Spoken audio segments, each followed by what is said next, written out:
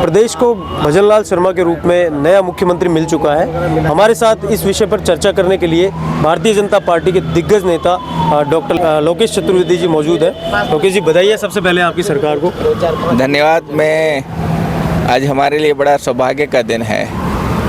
मैं भजनलाल जी को तो बधाई देता ही देता हूँ जी, लेकिन उससे पहले मैं बधाई दूंगा राजस्थान की पूरी जनता को, राजस्थान के एक एक कार्यकर्ता को जिसने कांग्रेस जैसी भ्रष्ट नकारा सरकार को उखाड़ फेंका और एक राष्ट्रवादी समाज के लिए हमेशा सेवा के लिए तत्पर रहने वाली भारतीय जनता पार्टी की सरकार यहाँ बनाई जी। मैं धन्यवाद दूंगा हमारे प्रधानमंत्री नरेंद्र मोदी जी का। उनके बारे में बहुत लोग बात करते हैं, लेकिन मैं जब उनको देखता हूँ, उनकी कार्यशैली को देखता हूँ, तो मन में एक विश्वास जागता है, एक जोश आता है कि कार्यकर्ता अगर समर्पण भाव से काम करे तो निश्चित रूप से सफलता के उच्च पायदान तक पहुँच सकता है। और इसको हमने आज भजनलाल जी के रूप में देखा भी है। जिस समर्पण भाव से, जिस तत्परता से पार्टी ने जो भी उनको काम दिया, चाहे छोटा से छोटा काम दिया, उन्होंने वही समर्पण से काम को किया और करते करते आज वो चुनाव में सांगानेर से खड़े हुए, भारी मतों से जीते और मुख्यमंत्री के रूप में आज राजस्थान के जनता की सेवा के लिए आगे आ रहे हैं। मैं उन्हें भी बहुत बहुत बधाई देता हूं, पार्टी के कार्यकर्ताओं को भी बधाई देता हूं और प्रदेश की जनता को भी बहुत बहुत बधाई देता हूं और हमारे प्रधानमंत्री नरेंद्र मोदी जी का आभार व्यक्त करता हूं कि उन्होंने ऐसे समर्पित कार्यकर्ता को प्रदेश की कमान सौंपी है। जी, सोशल मीडिया पे ट्रेंड कर रहा है कि ये नए भारत की नई भारतीय जनता पार्टी है। निश्चित रूप से मैं ये मानता हूँ राजनीति में एक 20 साल का एक टर्म होता है जी। भैरव सिंह जी भी रहे, वसुंधरा जी भी रही, 2003 में वसुंधरा जी आई है, 2023 है, 20 साल का टर्म है। तो एक टर्म खत्म हुआ, एक नया टर्म शुरू हुआ आज भजनलाल जी के रूप में, एक कार्यकर्ता के रूप में। आगे लोकसभा चुनाव है, वहाँ भी मैं विश्वास के साथ कह सकता हूँ कि पुनः नरेंद्र मोदी जी के रूप में एक देश को मजबूत प्रधानमंत्री मिलेगा।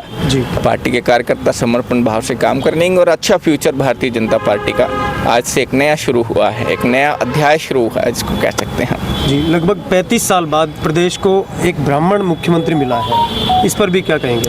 देखिए, ये ब्राह्मणों के लिए सौभाग्य की बात है, लेकिन मैं कहता हूँ कि मुख्यमंत्री कोई जाति का नहीं होता, मुख्यमंत्री सभी का होता है, चाहे वो गुर्जर हो, चाहे वो मीणा हो, चाहे वो किसी भी जाति का हो। और भजनलाल जी समर्पित कार्यकर्ता हैं, सबको साथ लेकर चलते हैं जी। लंबे समय से संगठन के कार्य करते आ रहे हैं और आज मुख्यमंत्री के रूप में मिला है, तो ब्राह्मणों को बधाई है कि भाई एक ब्राह्मण के रूप में मुख्यमंत्री मिला है। लेकिन मैं ऐसा मानता हूं कि भजनलाल जी सबको समर्पित भाव से साथ लेकर काम करेंगे और प्रदेश को बहुत ऊंचाई। लेकिन कहीं ना कहीं ये बात चल रही है कि विप्र महापंचायत के बाद सीपी जोशी जी का आना और उसके बाद में भजनलाल जी का मुख्यमंत्री बनना, ये बिल्कुल ठीक बात है। विप्र महापंचायत के बाद जो ब्राह्मण समाज जो छितरा हुआ था, बिखरा हुआ था, उसमें एकता आई है, एक साथ चलने की शक्ति आई है, एक साथ बोलने की शक्ति आई है और उसके बाद एक के बाद एक परिणाम आते जा रहे हैं। तो उसका क्रेडिट ब्राह्मण महापंचायत को भी दे सकते हैं, लेकिन जब एक ब्राह्मण बनता है तो सबको साथ लेकर चलता है, ये मेरा विश्वास है जी। तो ये है डॉक्टर लोकेश चतुर्वेदी जी बता रहे हैं कि किस तरह से भारतीय जनता पार्टी ने राज्य सहित तीनों राज्यों में एक नया परिवर्तन भी स्थापित किया है, नए कीर्तिमान भी स्थापित किए हैं। दिया कुमारी जी को उप मुख्यमंत्री बनाया गया है। बिल्कुल। तो महिला प्रतिनिधित्व की हम बात करेंगे, आप क्या मानती हैं कि अब राजस्थान में महिलाओं की क्या स्थिति होगी?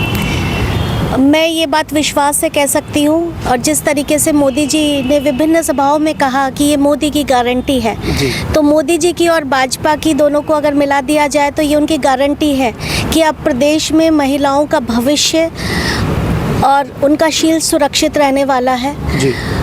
पूर्ण रूपेण से कभी क्या होता है और कभी क्या होता है, लेकिन जो पूर्व की गहलोत सरकार थी वहाँ पर महिलाओं पे प्रताड़नाएं, यातनाएं, बलात्कार के केसेस लगातार बढ़ते जा रहे थे और जो उनके संदिग्ध थे या आरोपी थे, ना उनको पकड़ा जा रहा था, ना उनके प्रति किसी भी प्रकार का व्यवहार सरकार द्वारा प्रदर्शित किया जा रहा था। तो महिलाएं अपने आप को बहुत ठगा सा महसूस कर रही थी। दिया कुमारी जी के रूप में एक नया नेतृत्व उभर कर आया है, जो युवा है, संघर्षशील है, जो महिलाओं की आवाज़ उठाना जानता है, जो ये जानता है कि प्रदेश में अब महिलाओं की सुरक्षा के लिए बाकायदा कदम उठाए जाएंगे और आरोपियों को सजा के स्तर तक पहुंचाया जाएगा। इस तरीके की मंशा हम रखते हैं। हम सदा ही अपने केंद्रीय नेतृत्व के साथ रहे हैं और भजन लाल जी के रूप में हमें एक संघनिष्ठ और राष्ट्रवादी विचारधारा वाला व्यक्ति मिला है, जिसके बारे में ये कहा जा सकता है कि वो सबको संगठित करके समान रूप से साथ लेकर चलने वाले व्यक्ति हैं। दिया कुमारी जी महिला शक्ति के रूप में उभर कर आई हैं। हमारे प्रदेश को एक नया नेतृत्व मिला है और मोदी जी ने हमें एक नया चेहरा दिया है, जो कि संघर्षशील है, जो युवाओं के लिए प्रेरणास्पद है। जी बिल्कुल। अच्छा, विप्र महापंचायत के बाद में ब्राह्मण समाज काफ़ी उभर करके ऊपर तक आया है और आज राज्य को मुख्यमंत्री भी ब्राह्मण समाज से मिला है। इस बारे में आप क्या कहेंगे? यकीनन विप्र सेना की राष्ट्रीय प्रवक्ता होने के नाते मैं सगर्व ये कह सकती हूँ कि ब्राह्मणों को एक नई आवाज़ मिली है, नया स्वाभिमान मिला है, नया आत्मविश्वास मिला है। ब्राह्मण महापंचायत के पश्चात जो भी नए समीकरण आपको देखने को मिल रहे हैं, नए उदाहरण और नए परिणाम सामने आ रहे हैं, तो हम इस बात से हम नकार नहीं सकते कि इसका कोई परिणाम सामने नहीं आया है। तो विप्र सेना ने या ब्राह्मणों की शक्ति ने हमें यकीनन बहुत ही आत्मविश्वास दिया है। चेतन शर्मा जी हमारे साथ हैं, विप्र सेना के आप प्रदेश उपाध्यक्ष हैं। क्योंकि ब्राह्मणों की एकता वहाँ दिखी 19 मार्च को जब सारे ब्राह्मण इकट्ठा हुए तो ब्राह्मणों की भीड़ थी, अच्छी भीड़ थी जी। तो उसका भी सहयोग मान सकते हैं कि उस कारण भी आज भजन लाल जी को मनाया गया है। जी, 35 वर्ष बाद राजस्थान को ब्राह्मण मुख्यमंत्री मिला। हाँ जी बिल्कुल। तो भजन लाल जी को मुख्यमंत्री बनाया गया है, उसके लिए बहुत बहुत मतलब भाजपा का बहुत बहुत धन्यवाद कि एक हमारा ब्राह्मण चेहरा जो आज मुख्यमंत्री के रूप में है।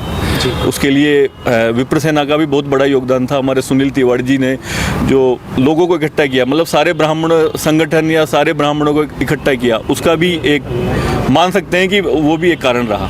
जी।